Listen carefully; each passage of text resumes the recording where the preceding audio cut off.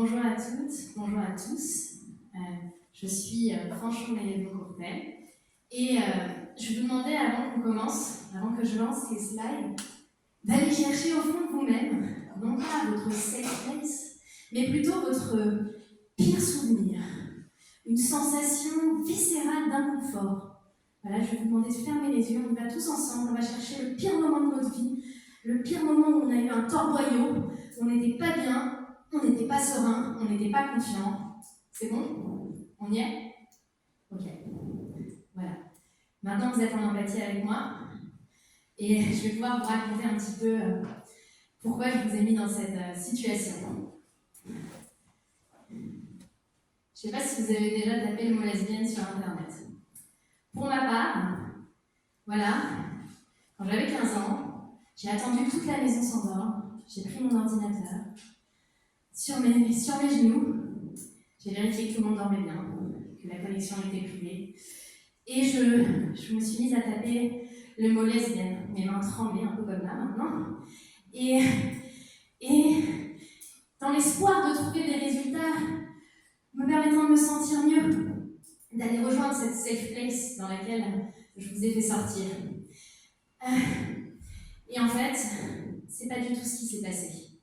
Ce qui s'est passé, c'est que je suis tombée sur une déferlante, mais quand je parle de déferlante, c'est une vague style tsunami de pornographie.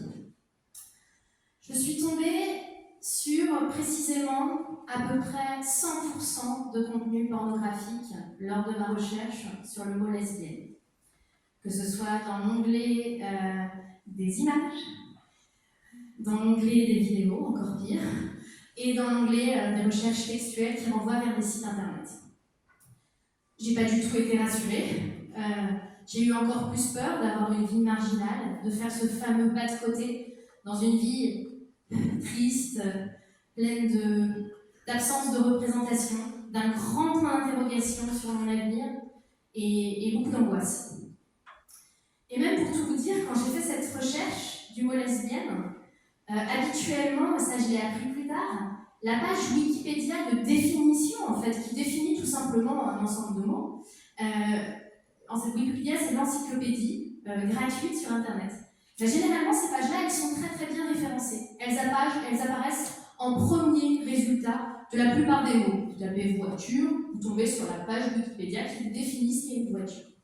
En l'occurrence, ici, pour le mot lesbienne, l'industrie pornographique était tellement forte à se faire référencer et à arriver en première position qu'il fallait cliquer sur 11 pages de résultats pour pouvoir accéder à la page Wikipédia. Donc j'ai évidemment immédiatement refermé mon ordinateur et je me suis un peu refermée également sur moi. Donc la question que je suis venue ici en découdre avec vous, c'est Internet a-t-il un problème avec le mot lesbienne? On se rend bien compte qu'ici c'est qu'une question rhétorique et que si je suis ici aujourd'hui pour vous parler de ça, c'est que oui, Internet a bien un problème avec le mot lesbienne.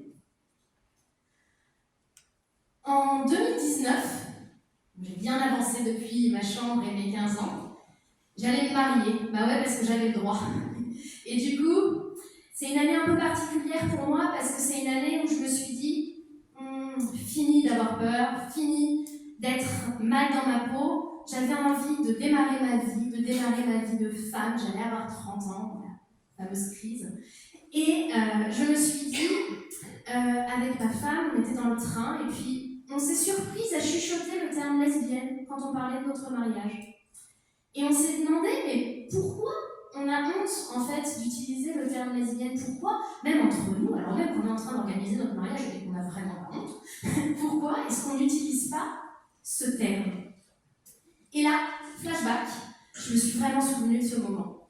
Je me suis dit qu'en fait, le terme était tellement dévoyé, tellement associé en fait à de la pornographie, encore en 2019, que on n'arrivait pas à l'utiliser. On n'arrivait pas à l'utiliser, à se l'approprier, puisqu'il appartenait à d'autres, en l'occurrence l'industrie pornographique.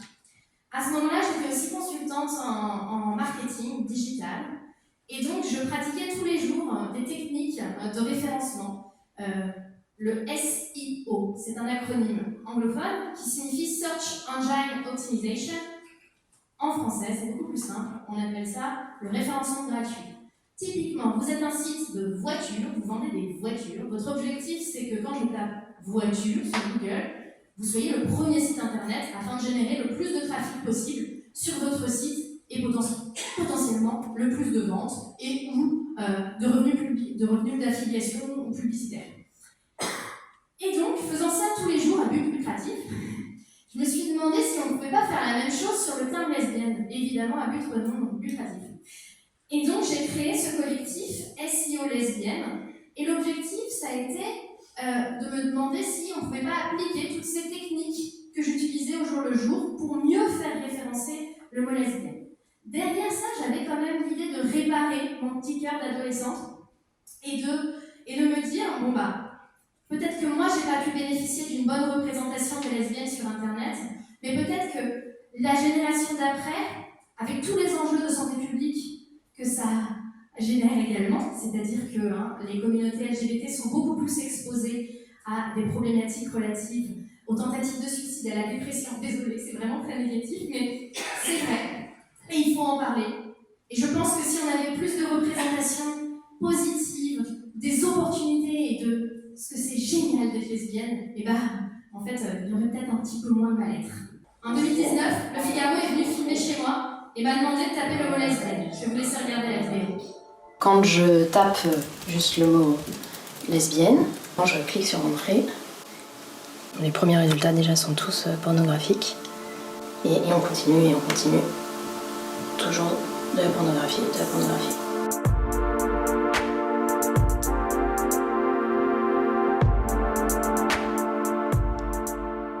Oui, c'est brutal. Moi-même, je l'ai vécu, ce moment-là où on est là, on s'interroge sur son orientation romantique, on cherche des réponses et on tombe que sur de la pornographie. D'abord, il y a une invisibilisation et on se dit mais où elles sont les vraies lesbiennes en fait, elles sont dans la page 14 ou la page 15, même pas.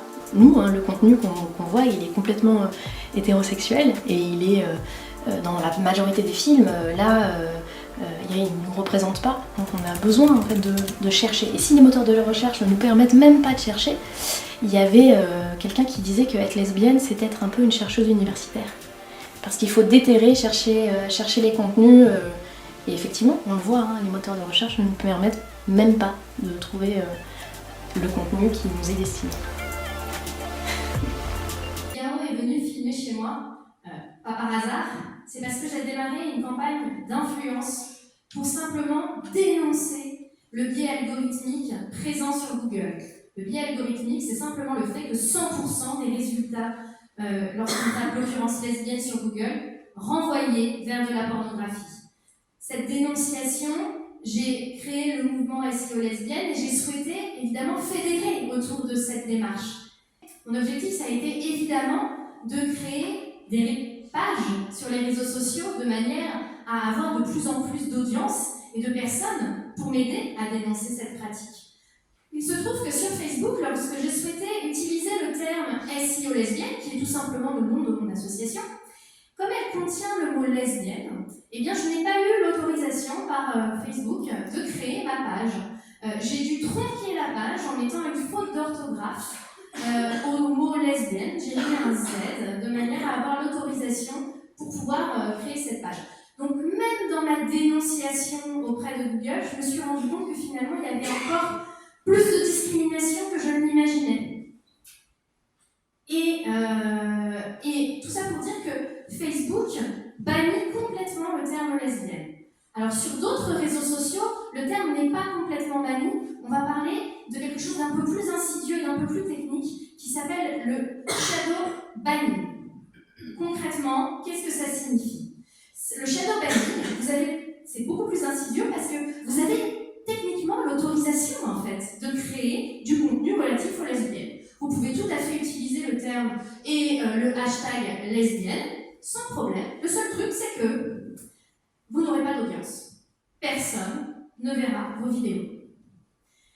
Pire encore, si vous êtes créateur de contenu et que vous cherchez à monétiser vos contenus de manière à gagner de l'argent, vous faites quelque chose d'assez qualitatif et que c'est votre métier, vous ne pourrez pas dans certaines plateformes, comme YouTube par exemple, monétiser vos contenus. Ce qui fait qu'il y a très peu de créatrices de contenus relatifs aux lesbiennes, et c'est un cercle complètement vicieux. Mais c'était sans compter sur le lesbian genius. Comme vous pouvez le voir, j'ai fait une capture écran de TikTok. Sur TikTok, les lesbiennes anglophones utilisent évidemment pas le terme lesbienne, qui devrait être d'ailleurs le terme qu'on peut utiliser pour référencer leurs vidéos. Elles utilisent le terme le dollar beans. Alors, juste un petit truc, parce qu'il va y avoir de la musique juste après, je le dis tout de suite, le dollar beans, pour les non-anglophones, ça signifie tout simplement le dollar haricot. Je vous laisse apprécier. Yo, yo, you know who it is, LaDollar Bean. Hey, I'm a LaDollar Bean, and I'm about to tick-tock right through your screen. Call me Jack and the Beanstalk, cause I find magic beans. I know what's up, you know what I mean. You're a what? I'm a LaDollar Bean, and I'm so... Ok, donc, littéralement, cette chanson signifie « Je suis le dollar haricot, je suis là dans ton écran sur TikTok, appelle-moi Jack le haricot, référence, car c'est moi qui trouve le haricot magique. » Évidemment, le haricot magique, c'est toutes les vidéos relatives aux lesbiennes.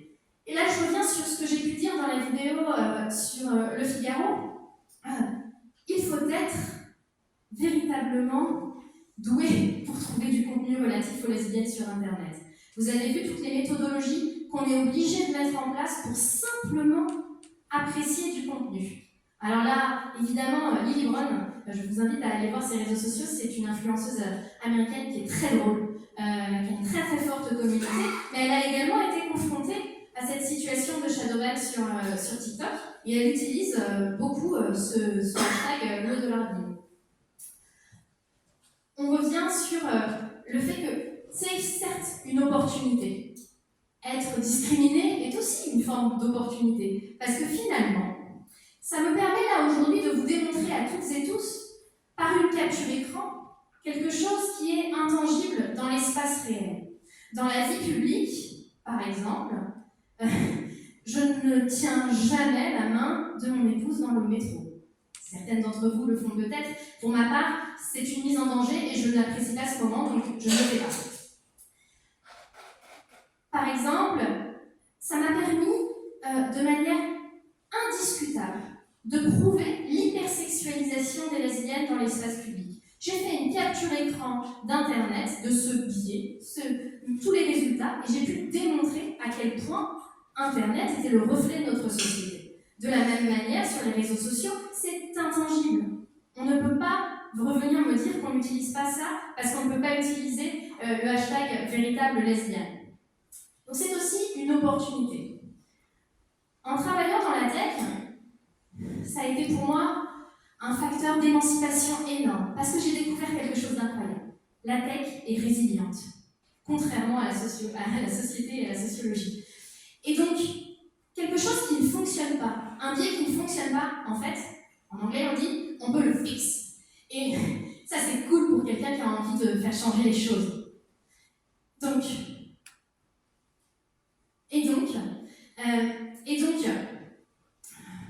la tech est géniale pour pouvoir faire progresser, pour pouvoir faire avancer.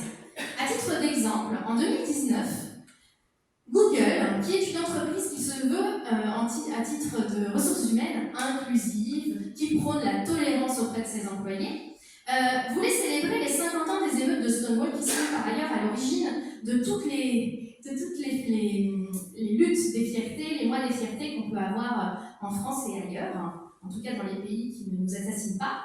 Et donc en fait, Google, légitimement, souhaitait célébrer cet événement. Donc en fait, quand on tapait le terme lesbienne, quand on tapait le terme gay, en juin 2019, on tombait sur cette magnifique bannière, et c'était super. Sauf que ça a pu donner lieu à cette magnifique capture d'écran, un peu savoureuse quand même, où on a derrière une entreprise qui essaye de tout bien faire, et un algorithme tout pourri, qui discrimine de manière plate les lesbiennes en ne les associant qu'à des contenus pornographiques.